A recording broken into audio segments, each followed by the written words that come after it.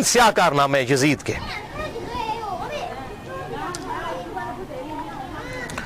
پہلا سیاہ کارنامہ 61 ہجری میں آپ صلی اللہ علیہ وسلم کی وفات کے بعد 50 سال کے بعد عبید اللہ ابن زیاد کو گورنر لگا کر اس کے ذریعے سیدنا حسین ابن علی رضی اللہ تعالی عنہ کو شہید کروایا۔ 18 اہل بیت میں سے اور 54 لوگ دوسرے شہید ہوئے واقعہ کربلا کے دوران، ٹوٹل 72 لوگ۔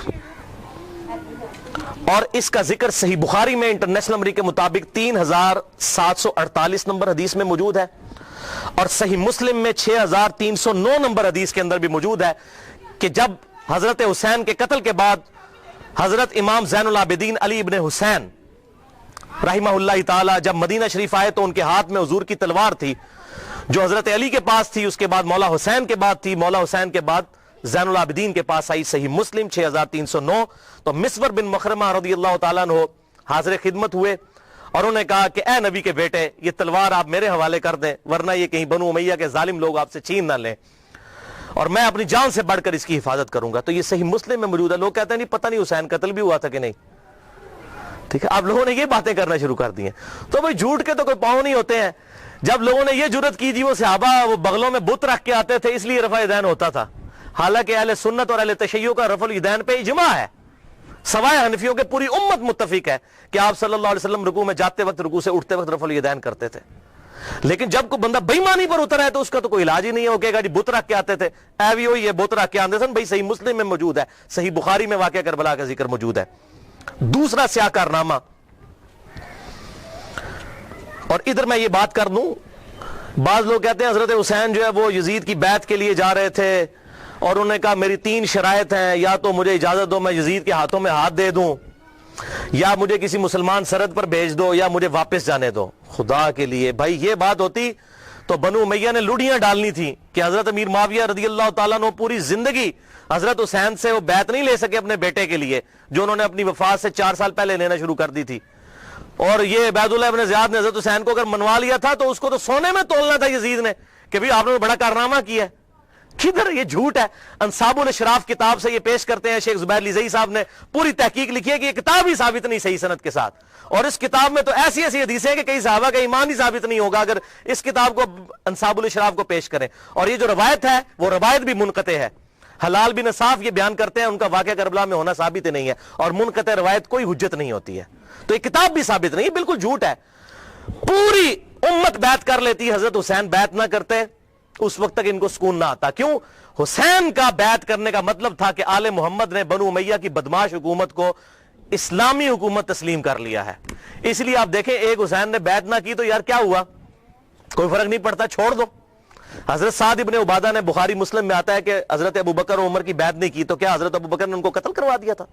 نہیں۔ 6 مہینے تک حضرت علی نے بھی بیعت نہیں کی، بخاری اور مسلم میں آتا ہے، کیا قتل کروا دیا؟ تو یہ بات کرنا بڑا آسان ہوتا ہے، ایسے معاملات ہوتے نہیں ہیں۔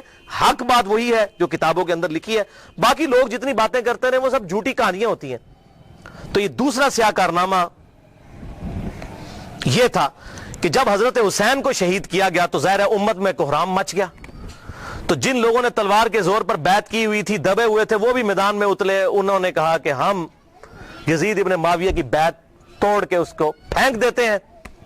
سب سے پہلے اہل مدینہ نے بغاوت کی، اور صحیح مسلم میں کتاب الامارہ چیپٹر میں موجود ہے یہ چیز، امارت کے بیان والے چیپٹر میں صحیح مسلم کے اندر۔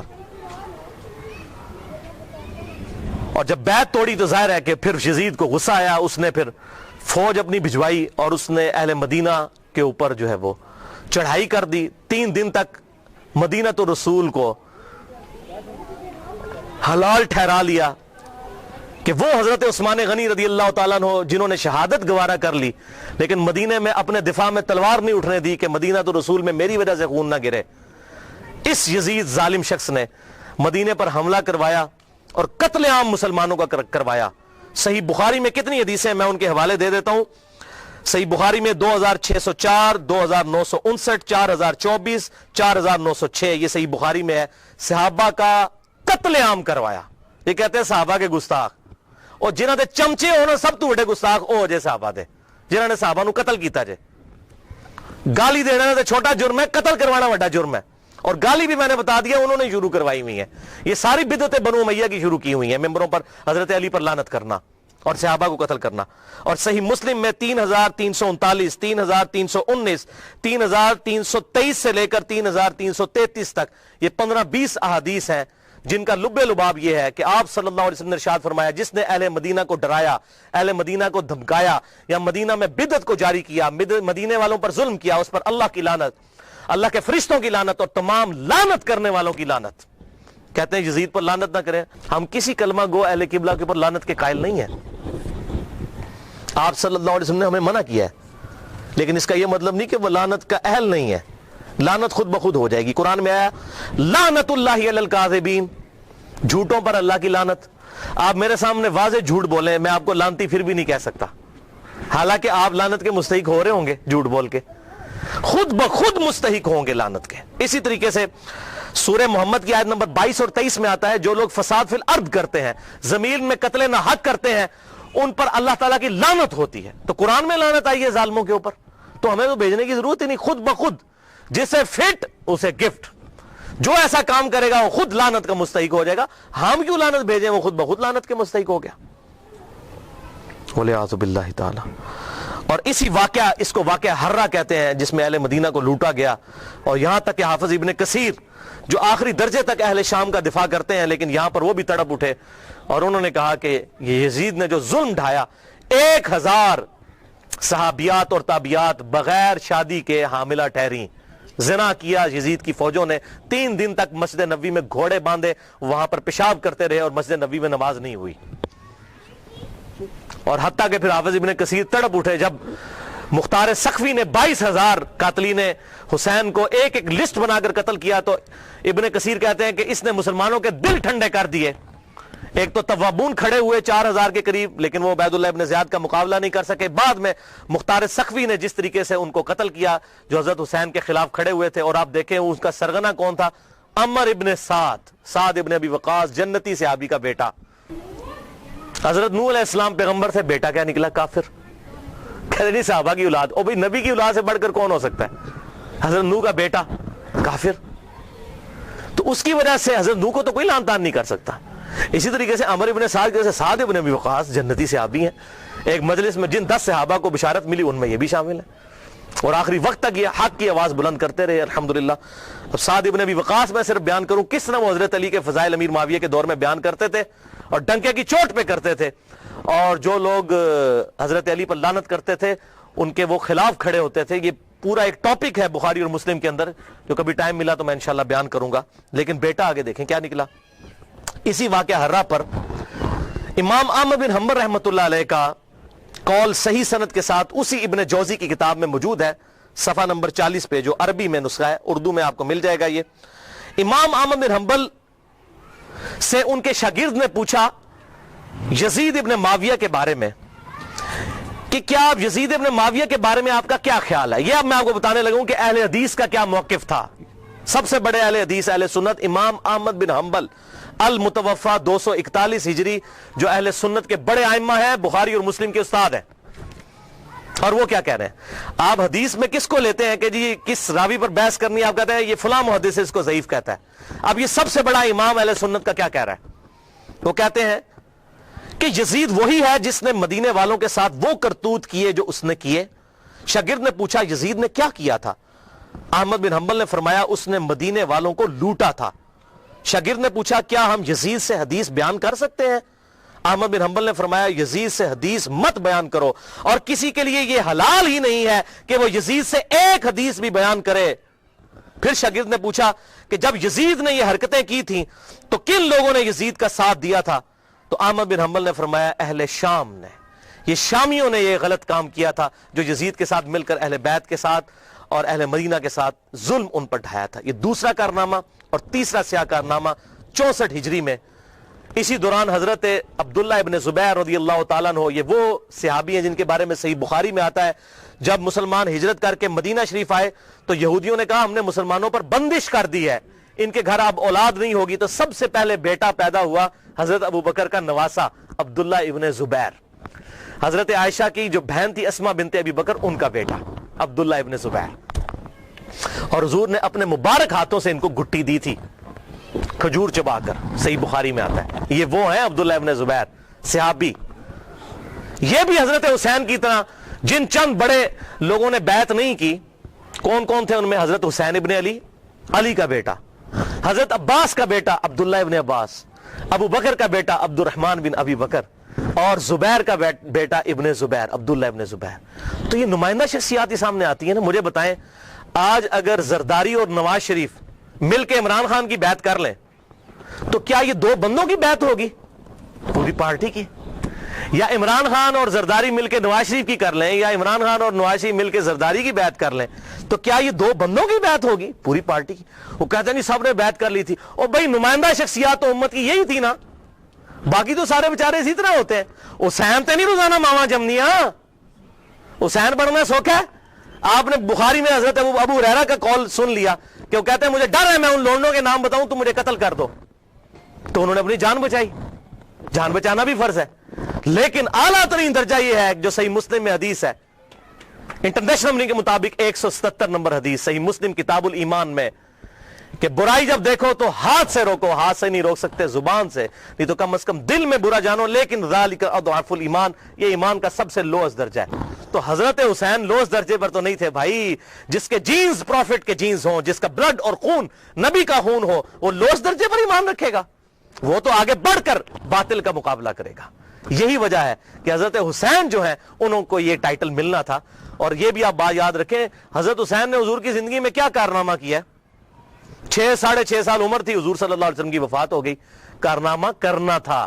اسلام تقوی کی بنیاد پہ کسی کو ٹائٹل دیتا ہے، ان اکرمکم عند اللہ اتقاکم. حضرت حسین نے کون سا کارنامہ کیا تھا؟ کارنامہ بھائی کرنا تھا.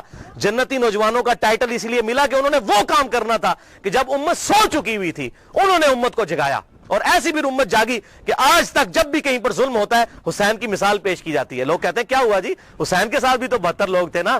اگر ہم تھوڑے ہیں، سورہ نحل میں آیا کہ ابراہیم علیہ السلام اکیلے ہی پوری امت تھے. حق تھوڑا ہو، حق حق ہے، باطل باطل ہے، چاہے وہ کثرت میں کتنا ہی زیادہ ہو. ٹھیک ہے، تو یہ بات آپ سمجھیے اس حوالے سے. تو عبداللہ ابن زبیر نے بھی بغاوت کی. انہوں نے حجاز، مکہ، مدینہ اور پورے ایریے پر انہوں نے اپنی خلافت قائم کر لی اور یزید صرف شام تک رہ گیا. تو پھر یزید نے عبداللہ ابن زبیر رضی اللہ تعالیٰ عنہ کو قتل کرنے کے لیے اور ان کی حکومت کو ختم کرنے کے لیے جو خلافت تھی، اپنے گورنروں کو بھیجا، سپہ سالاروں کو بھیجا. 64 ہجری کا یہ واقعہ ہے. اور یہ صحیح مسلم میں انٹرنیشنل نمبر کے مطابق 3245 صحیح مسلم 3245 نمبر حدیث ہے کہ ابن زبیر پر جب حملہ کیا اس دوران خانہ کعبہ کو منجنیق سے پتھراؤ کیا گیا، غلاف کعبہ بھی جل گیا. 3245 صحیح مسلم. یہ کرتوت ہے. کہتے ہیں جی وہ تو یہ تھے جنتی تھے. وہ بھی میں پول کھولنا کہڑے پاس جنتی سی ہو. صحیح مسلم 3245 خانہ کعبہ کو جلا دیا. لیکن پھر اس دوران پہلے واقعہ کربلا، اس کے بعد واقعہ ہرا ہوا، اور پھر ابن زبیر پہ جب حملہ کیا اسی دوران یزید مر گیا 64 ہجری کے اندر. جب مرا تو پھر ابن زبیر نے اسی جنگ کے دوران وہ مر گیا. ابن زبیر نے کہا کہ جاؤ اپنے شیطان کی خبر لو، وہ مر گیا. تو پھر اس کی فوج تتر بتر ہو گئی. پھر 9 سال تک خلیفہ رہے اس پورے ایریے کے اوپر عبداللہ ابن زبیر. پھر جب عبد الملک بن مروان کے مرنے کے بعد بنا، اس نے پھر حجاج ابن یوسف کو بھیجا.